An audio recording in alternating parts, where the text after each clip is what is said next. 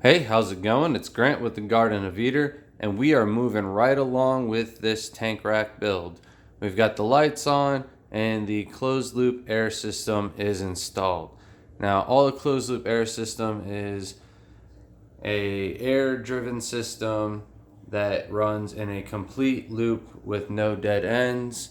So everything is maximum efficiency and equal pressure to each and every one of the outlets. We've got 36 outlets that are all going to power 10-gallon sponge filters. You could run other things like little air stones and whatnot, but we are running these just for sponge filters. Each outlet is just one of these stainless steel adjusters from Gemco. I got these used at one of our aquarium swaps for $1.50 each, or a dollar. And then all they do is make it so you can adjust the air. I used a 5/16 drill bit to drill a hole, and then a little bit of plumber's tape around the thread and screwed it right in. You could use a tap, but I really have never had to use it and never had any leaks, so I kind of did it just to avoid the time that it takes to do all that extra work. Not really a cost issue. They're only like $2 each, and I think the way I do it works just fine without any leaks. The PVC pipe is just held together by itself, no glue or anything like that. Everything is just being held together on its own and being held up by the holes that I drilled in the 2x4 in the back. And then the top for the 9 tanks runs into the Elita. You want the Elita higher than the entire system, that way it has to use the less amount of power to push the air to the tanks, because it is still air, it's still gravity fed, so it doesn't have to fight against the gravity. You can push straight down into the tanks to get maximum efficiency. There's just a little tiny rubber hose that came with the Elita, and then I attached it to the 3/4 inch PVC pipe and then straight into the T to run to the closed loop system.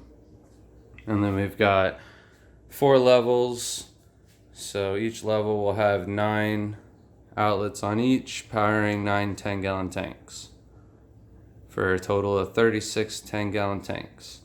And then the lights, I'm gonna cut these little notches in the wood so I didn't have to have anything holding up the lights.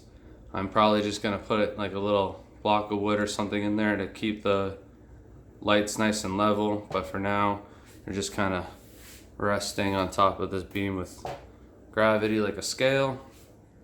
And then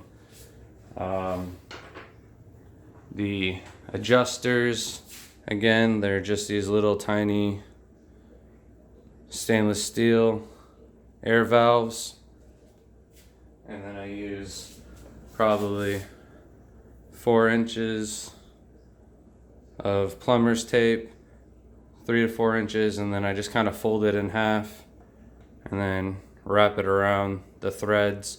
Make sure you get all the threads, and then make sure it's nice and tight. And if you have a little tiny leak or something like that, all you need is to add a little bit extra plumber's tape on there, a little longer piece, and that should solve your problem. But other than that, we just use our airline hose. For this piece right here, we're gonna need a little bit longer hose because we've got the lid. So I need to do some measurements and find out exactly how long that piece needs to be so I don't have to cut anything else.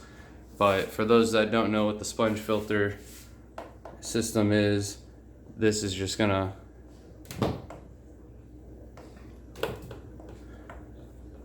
plug in just like that, and the air will drive down the tube into the pump or the filter and then up the tube. And what that does, the bubbles won't complete the vacuum seal, so it will pull up water with the bubbles as the air is driven through the system, and the water will be pulled through the sponges, and the bacteria will colonize and live in the sponge, and that will be what keeps the water filtered and clean for your tanks.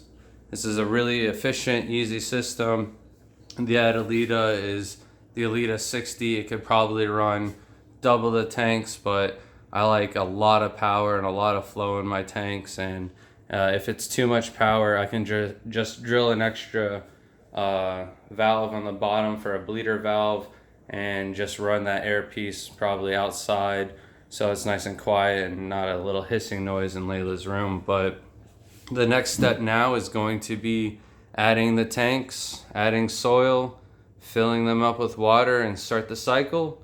And then, we just gotta add lids and of course stock it with shrimp, but then we're all done after that. So if you want to stay tuned, please hit that subscribe button and that notification bell so you know when we're releasing those new videos. Thanks for watching.